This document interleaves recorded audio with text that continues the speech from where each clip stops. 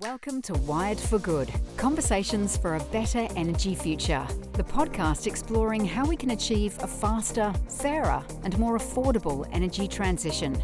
Brought to you by Ausgrid, this podcast aims to make the complex energy industry more accessible and address how the energy transition can unlock greater benefits for all Australians. Join us as we bring together leaders and experts to tackle the big questions on what's needed to achieve an energy future we're proud to leave as a legacy for the next generation. Hello and welcome to Wired for Good, the podcast where we explore the people, ideas and innovations shaping Australia's energy future. I'm your host, Sarah Aubrey. In this episode, we explore the potential of the New South Wales networks to host more renewables and match customer demand with local generation. And to help really understand what that potential looks like, we'll be discussing the new DSP, or Distribution System Plan. Now, if you've never heard of a DSP before, you're not alone. This is a first, and don't worry, we're here to unpack exactly what it is and why the New South Wales networks have banded together to produce it, and what it means for the future of the grid. So today we have a full house of guests, as this project has been a real collaboration across 3 New South Wales distribution networks. And I'd like to get you all to introduce yourselves because I was so panicked about getting your surnames incorrect. So Marc, let's start with you. Sure, excellent. Thank you very much for having us. My name is Marc Thiebaut. I'm Head of Corporate Strategy at Essential Energy. Great. And hi, Alida, returning guest, Head of DSO at Ausgrid. Hi, Melissa Doueihi, Head of Strategy and Innovation at Endeavour Energy. Amazing. Thank you for having me. Thanks for being here. So I'll start actually with you, Alida, because before we kind of kick off, I want to establish what is an ISP? So EMO produces an integrated system plan every 2 years, which really looks at how do we meet our emissions targets in Australia, what will it take, how do we invest in that. And the genesis of that has been, it was traditionally a transmission plan that's then turned into an integrated system plan. Mm-hmm. And what we were trying to do here is to really say, well, what if we took that same approach and looked at scaling that down into the distribution network and really looking at how distribution opportunities can also contribute to that system, strategic system planning that's done every 2 years by EMO. So that's what the DSP is? Yes. Right. It's not just a letter that's different in the acronym. Excellent. So Marc, why have the 3 networks, Ausgrid, Essential and Endeavour, come together to produce the DSP? What problem were you all trying to solve? Well, really the problem is about the middle and the fact we're thinking they've been missing conversation around the middle. Mm-hmm. By middle, I mean the distribution network. Which is the poles and wires. Poles and wires. Yeah. So a lot of the debates and the work today has been focused on transmission side of things. Large transmission project, renewable energy zone, and also a lot of effort behind the meter to subsidize home solar and now batteries. But the middle, the distribution network, those poles and wires that connect everything, there is still opportunity there. There is available capacity to connect more renewables, and there is also a role for more flexible use of orchestration of consumer energy resources.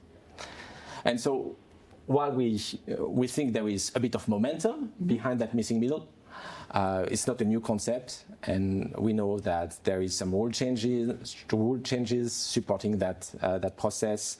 There is the ISP that you mentioned earlier is starting to consider demand side factors, which is key.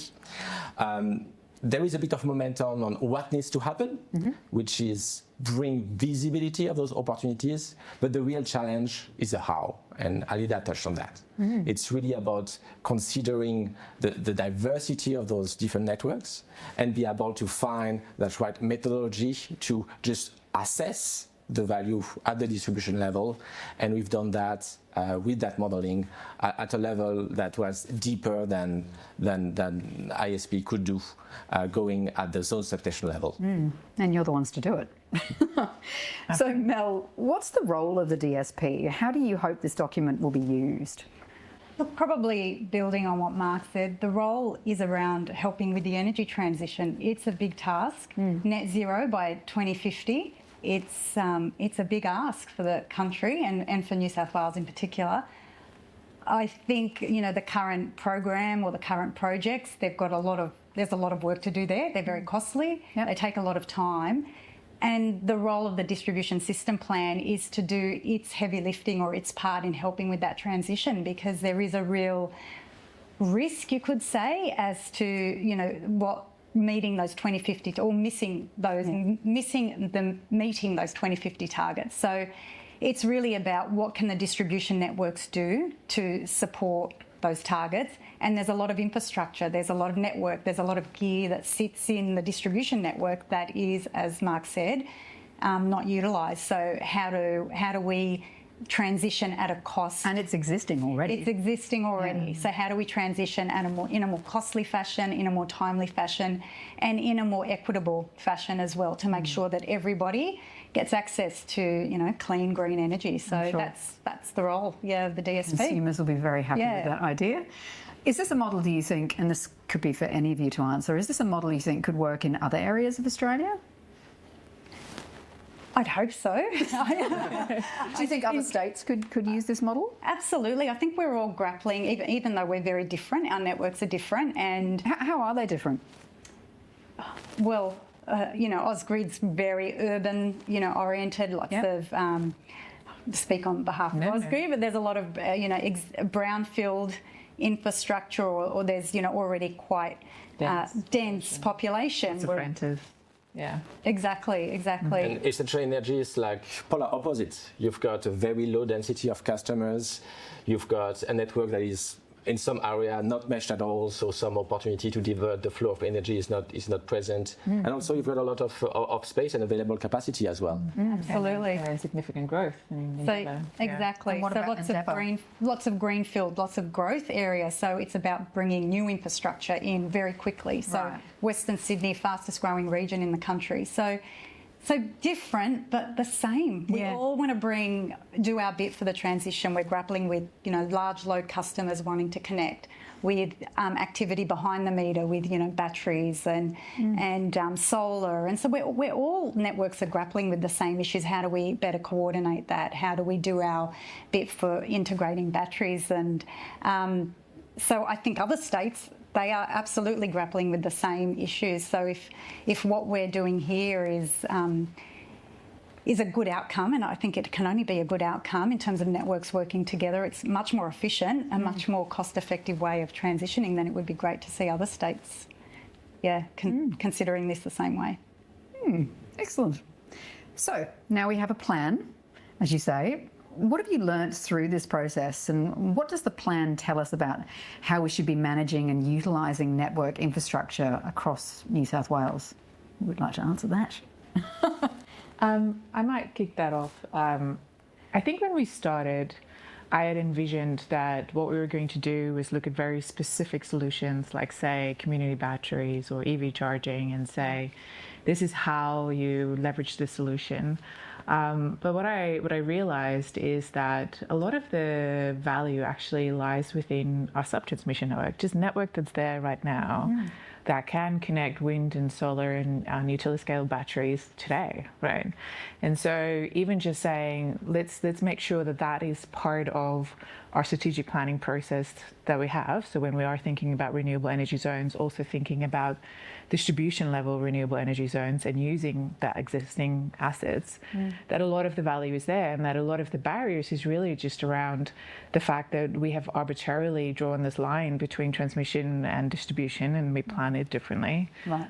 But there's not a lot of difference particularly between our sub-transmission network and the transmission network, and bringing those things into just the same planning processes and approval processes is going to unlock billions of dollars of value. And that's even before we get into the more complex community-based solutions that we think there's also a place for. Yeah. Marc, what's the punchline? What has the DSP revealed about the capacity of New South Wales networks? Sure. So first is there is absolutely value at the distribution network that can be unlocked. And we tested that against a range of scenarios. So scenario with high demand, low demand, high supply, low supply. So and regardless of those scenarios, we always see values. Right. So if you believe in AI and that we're going to have a lot of data centers that will create some load to support that, then the demand is high and the value is significant. We're thinking upward of 4 billion. Wow. If you're more conservative, we still see value. And so, because that available capacity is latent, it's here, leverage it. If we speak about orchestrating or better coordinating what's happening behind the meter, that value is there. And same for battery storage. So we really see that as a no-brainer. But that's not the punchline. The punchline is... What is the punchline? The punchline is about the barriers. And we've got 3 networks speaking as one voice, unanimous in terms of what needs to happen to unlock those opportunities. Right. And hopefully we're going to spend a bit of time to delve into that. But also, we need to explain also value, that 4 billion, where does that come from? And so if you project yourself in a scenario where you really utilize the potential of the distribution network, you've got batteries proliferating at the distribution level and here orchestrated, what's happening as a wall of system? First things, we see the flow of energy interstate changing. And we see a bit of lower reliance on interconnection. That means New South Wales become a little bit more self-sufficient. Second, we also see more wind capacity being unlocked. And in the energy mix, every type of energy matter. So when you unlock a bit of wind, it's actually very beneficial for the whole of system. Right. Then, interestingly, we also see a reduction in gas generation in the order of 50 terawatt hours of equivalent energy. And also, finally, it's about buying time or providing some breathing space for transmission in the order of 2 to 5 years, where the timing where transmission is needed is a bit deferred. So some project like New England or Central West Orana phase 2 would happen at a different point in time. So when you take all that new system into consideration, you get value from less carbon emission, a better energy mix, deferral or different timing for transmission, and deferral for network augmentation at the distribution level. So everyone is contributing to that 4 billion upward. Are you noticing any difference with all these batteries that are coming online already? Is that being sort of noticed in the grid yet, or is it just too smaller? Piece of the puzzle. The uptake is phenomenal. Uptake has been noticed. Yes. And do you notice like more energy coming into the grid at peak that you hadn't had before, or are people keeping it for themselves? Are they on VPPs? So home battery is having the opposite effects of smoothing the energy curve. Yeah. So it's beneficial for the grid. But one of the key challenges is the uptake of VPP, virtual power plant, and how you have an asset behind the meter that's not only gonna help the person who has it, but also supports the whole of system. Yeah. That's the key question. And unlocking that, you're going to need the distribution network to play a bigger role. Yeah. It actually reminds me of one of the other things that we found, which we weren't necessarily expecting. So today we have a lot of solar in Australia and a lot of solar in New South Wales. And so in the middle of the day, you often find that prices are low or negative, right? Q, solar share tariff. But and you would even say that today there's so much solar that most of your value that you would get comes from diversifying it, putting in batteries, putting in wind that produces energy at a different time, because solar all happens at the same time. So that diversity means a lot. But we actually find in later years, because of the level of electrification that we're seeing, that solar comes back into play, and that local solar in particular really helps with being able to balance out supply and demand in a local area, and therefore reducing your reliance past like big transmission constraints. Okay. So I think that's quite an interesting finding that we weren't necessarily expecting. And I think that's where that home batteries and rooftop solar, particularly commercial and industrial rooftop solar, is getting towards the kind of 2040s. So it's a 25-year plan that we're looking at. Right. So towards the 2040s, it's really going to come back into its own and help with us doing that last mile of decarbonisation. All those empty roofs. I know. So just another point on the home batteries, I think all of these different technologies are needed. What the DSP did show, though, the cheapest way to get storage on the network or across the system is to have it at that zone substation. So on a per megawatt basis. Okay.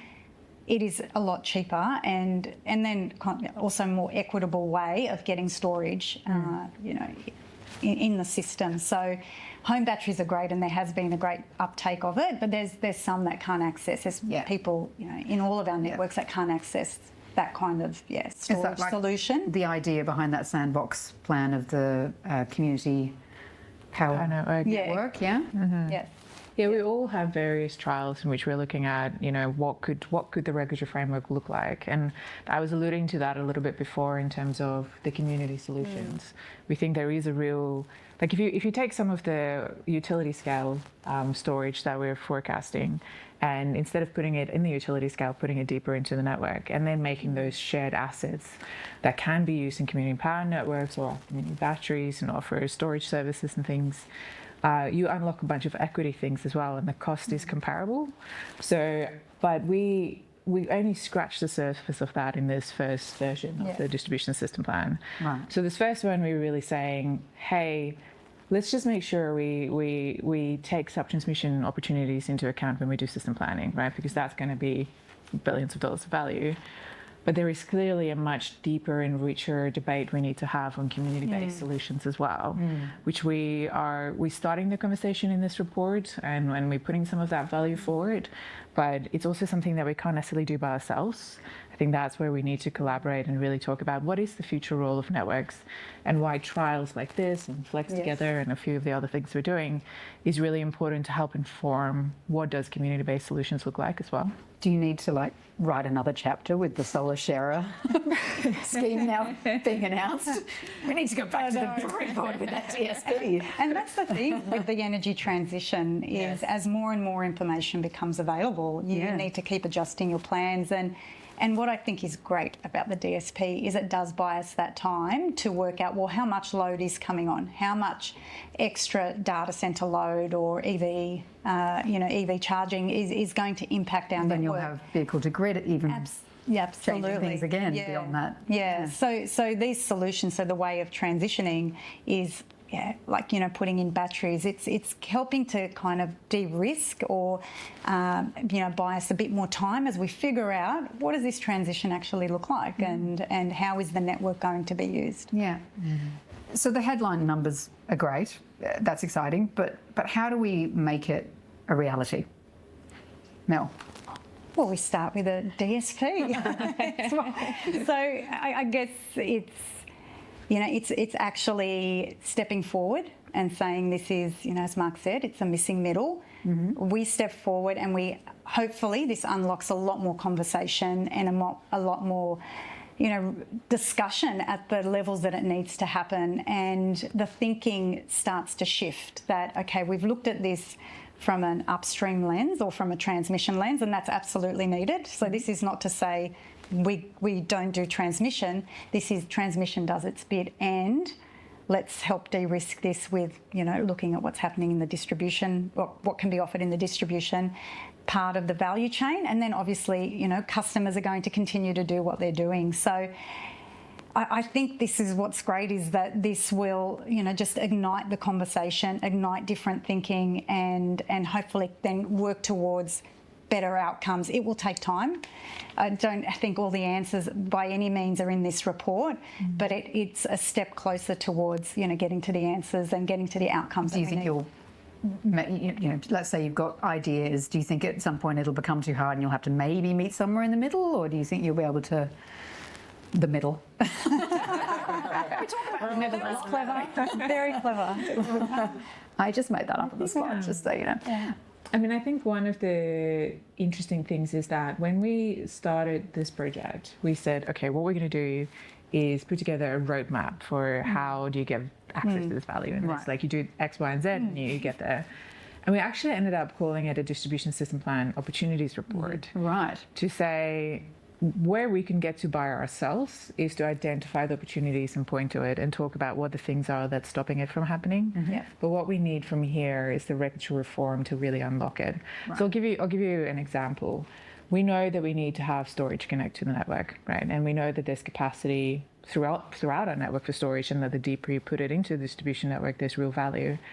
But the way that we treat batteries that connect to distribution is different to transmission. So, for example, the New South Wales roadmap charges. If you're a battery connecting to transmission, you don't pay it. If you connect to distribution, you do. So these things just create kind of artificial barriers where it might not be that the transmission-based battery project is the best solution, but the economics or the signals we're sending to investors is go connect to transmission. Right. So it's things like that that we need to really unlock so that we can access this capacity in the distribution network that's already there. Why aren't you allowed to do that at this point? Is it just... We can connect batteries. It's just there's a disincentive for those battery developers to connect at the distribution level because it's more costly. The money. It's more costly, yeah. So if you take the same developer that connect the same battery at the transmission level, they won't be charged transmission charges. Right. But if they do at the distribution level, that exact same developer, exact same battery will be charged transmission charges. And that's a bit dumb. Well, it's yes. So there is that. Well, that's where the whole of system planning comes in, and take a look at when all. Was that locked in place? It's a paradigm, right? We used to be in a system where everything connected to transmission was supply side that was supplying energy, right. And then everything connected to distribution was consuming that energy, right. And so therefore you don't charge people connecting and doing the supply. So is this because there's new technology? It's because just of batteries. yeah, is it just sort of reared its head because of batteries? Batteries is definitely solar? a more complicated version of it, because generation gets treated very similarly, but batteries don't, and it's because they're kind of in this weird in between generation and load, and but it's just we're in a different paradigm, and we need to update the rules. Right. There was no ill intent for when that was set up. It was just that no one ever envisioned that you would connect utility scale storage to the distribution network. Well, it's time to get rid of that then, isn't it? Let's sort that one out. Tick. So I'm sure going into this process you had ideas or hypotheses about what the opportunity for the networks was and how they've been proven, basically, or disproven through this process. Did you all come with like a certain number of ideas to the table, or how did it all work? How did you all work together? Or continue to work together? Is there someone who's really bossy and then someone who's like the person who like keeps it? How does it work?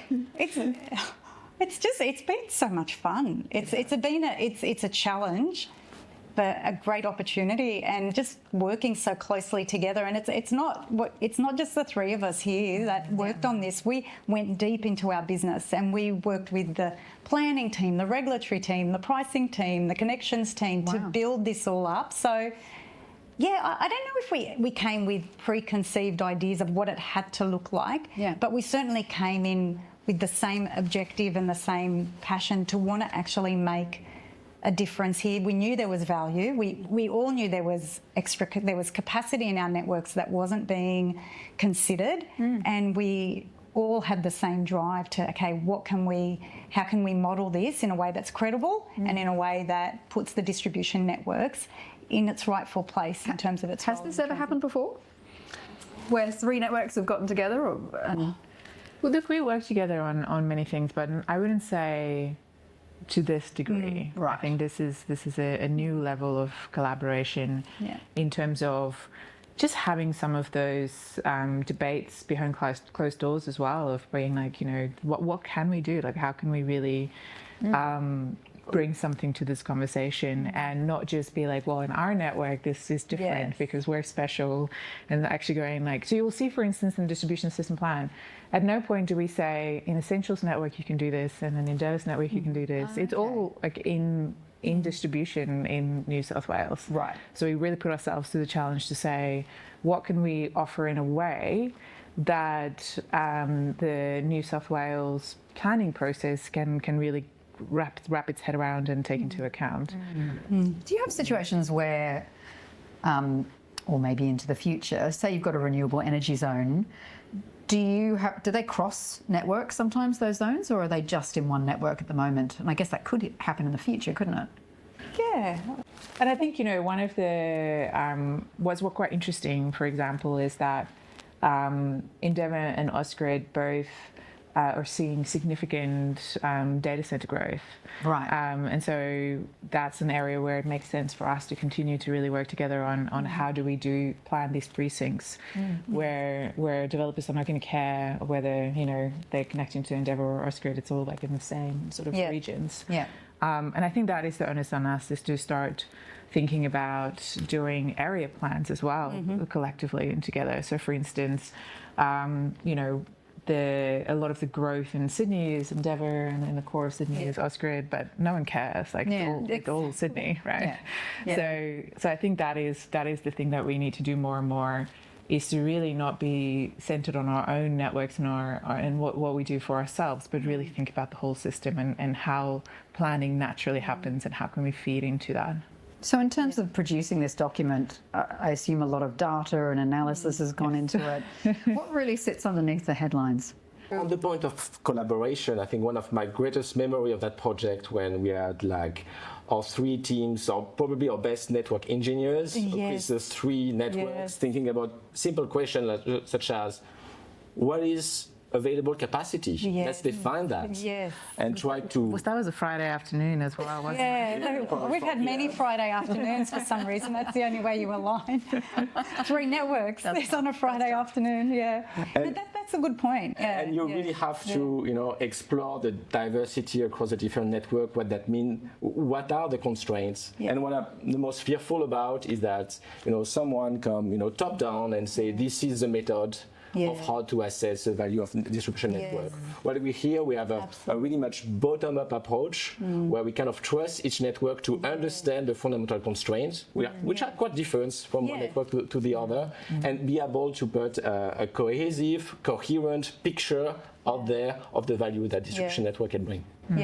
I was just going to say, I think that's what makes this project so special, is it came from within the networks themselves and the collaboration of the three networks deciding, well, how are we going to define capacity, export, import? Like, how do we define all of that? How do we look at our zone substation limits? How do we look at, the data centre projections? And we made those decisions considering, the best way that we could, given the data that we had, the best way that we could input that data into the modelling. So that's what's so great about it, is that we came together and it was a conversation. And so you mentioned the punchline and the key number, the key insight, but hopefully we will make a contribution with the methodology that is in the report, and people can leverage that as well. Because all your networks are so different, is that tricky to come up with a cohesive one document? Was that very difficult? Absolutely. And in the future, we need to do that for the NEM. So it's not going to be like three networks, but many more. Right.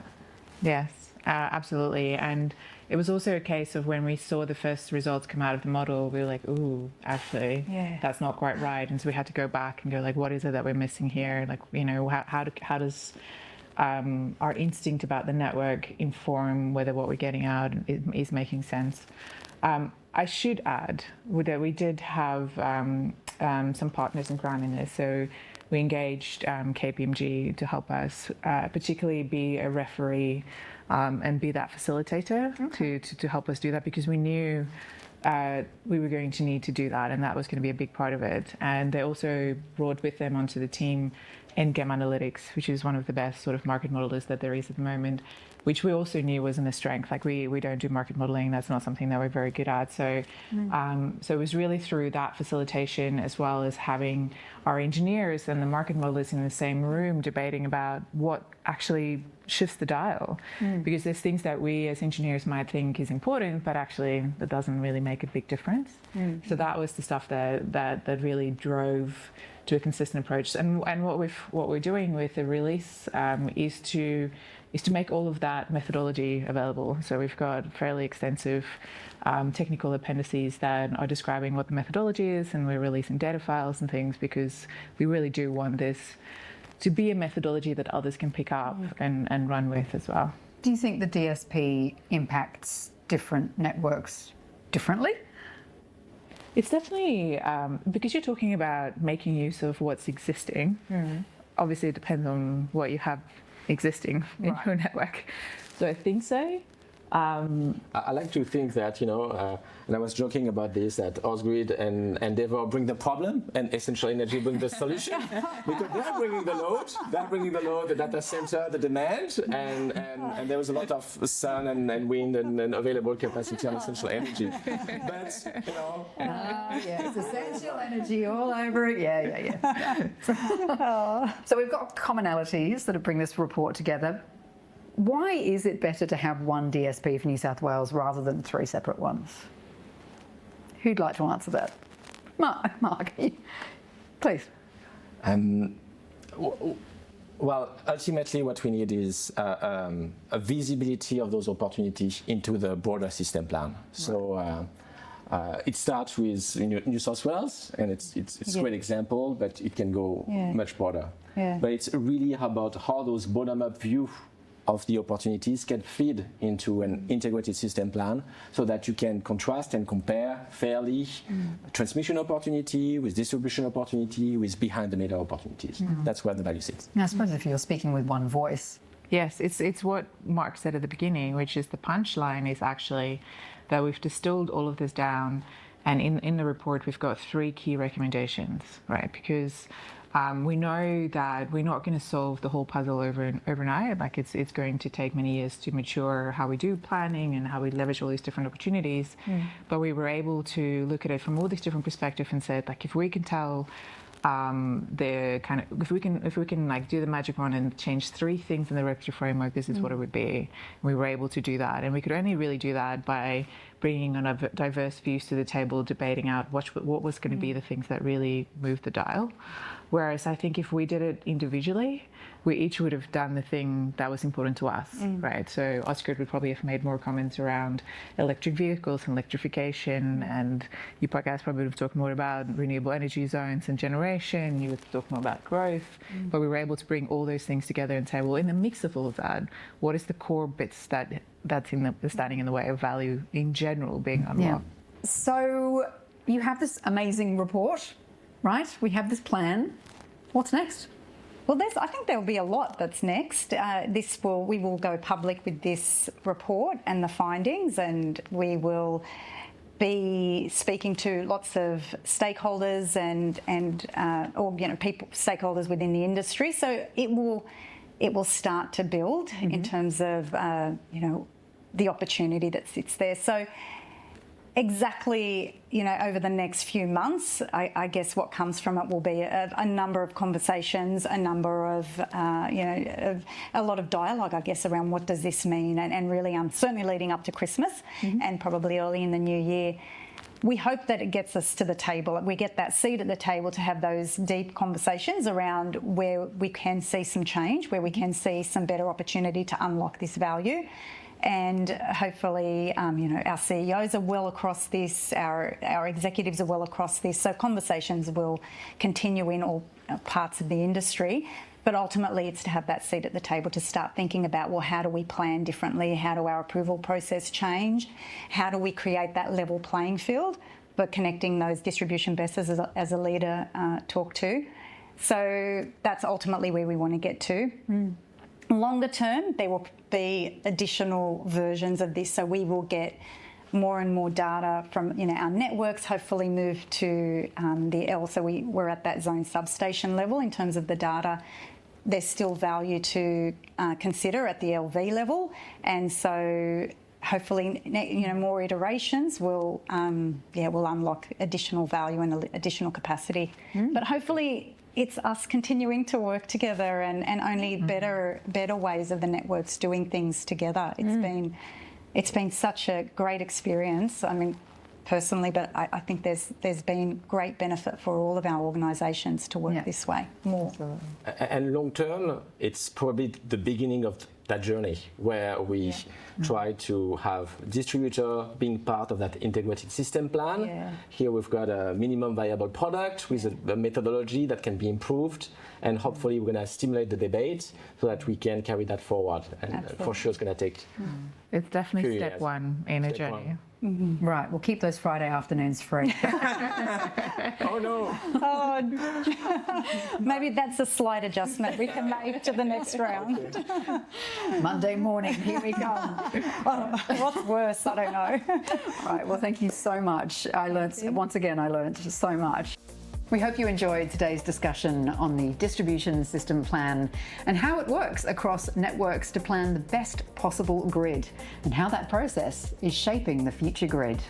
Join us for our next episode where we explore sub-transmission and the innovative ways we're rethinking infrastructure to fast-track more renewables into the grid. For more info on today's episode, visit wiredforgood.com.au. And don't forget to follow us on YouTube, Spotify, or Apple Podcasts so you never miss an episode.